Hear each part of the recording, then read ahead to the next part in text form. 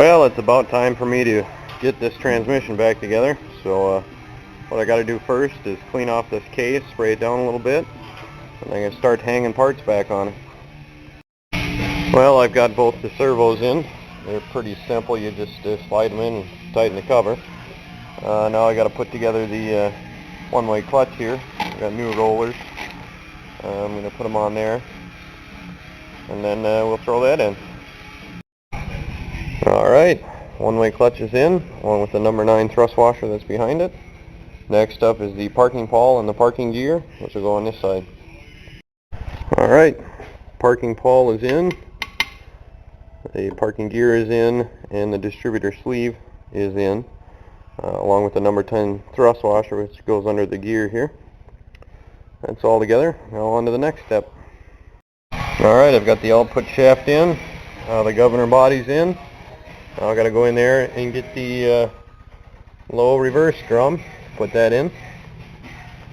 Alright, got the low reverse drum in. Now I got to get the band for it and soak it in transmission fluid, get it all nice and wet, and then slide it over the top there. I don't know if you can see that very well, but there's a snap ring that I had to put in there.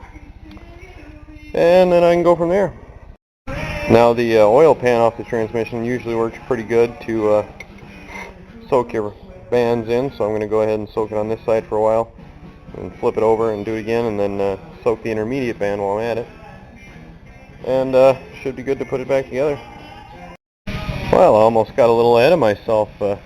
Before I get too crazy here, I figured I'd better put in the linkage for the parking pawl there, and up here for the detents and everything. Almost got way ahead of myself, but we got that in. This one's been soaking long enough, so I'll flip it over. We'll soak the back side of it and come back and put it in. Alright, got the low reverse band in there. Now I get to put the governor on. Alright, governor's all on, throttle valve's in. Now I can install the extension housing and vacuum modulator there, pop that in, bolt her all down, and then on to bigger and better things.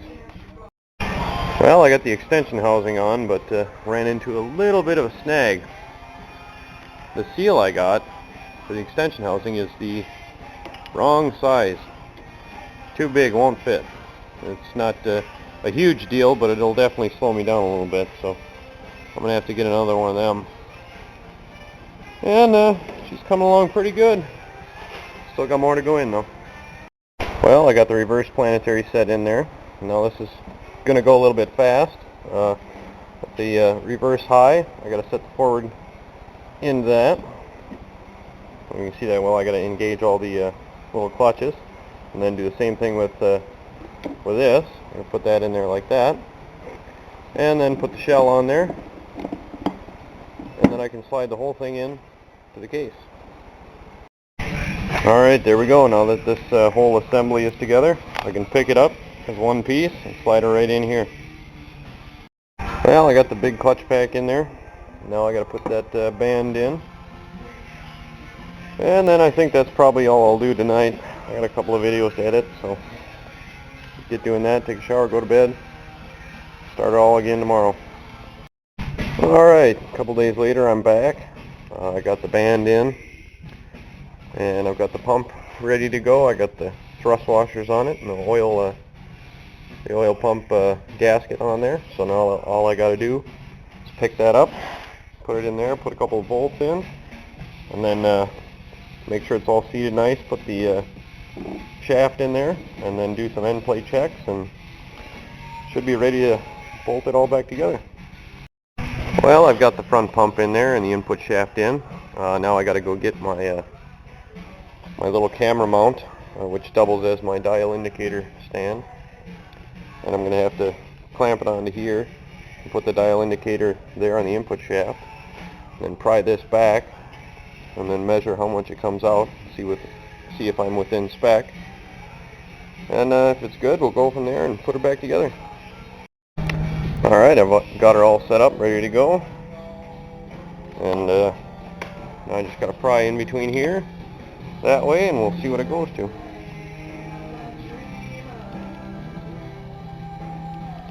Way too much. Well, I'm going to have to go in there and find some new thrust washers or see if there's a problem somewhere. And we'll go from there. Alright, that was kind of a duh moment for me. I didn't have the bolts tight. So when I pried on it, my pump housing just started to pop out. So I've got her bolted up. And now when we pry on it, we're well within spec. So I can go ahead and finish putting her back together. Well, it's starting to look a little more like a transmission. I got the bell housing bolted back on. The top 3 bolts in there I had to use Loctite on, but the other ones, just torqued them down. Now what I've got to do is adjust the bands here, and one on the other side. Get that all set up, and then I can do my air checks and see if they all work. Well, everything seemed to air check just fine. All the bands applied, the clutches applied, everything seems to be good, so I can go ahead and throw on the valve body and start to button her up.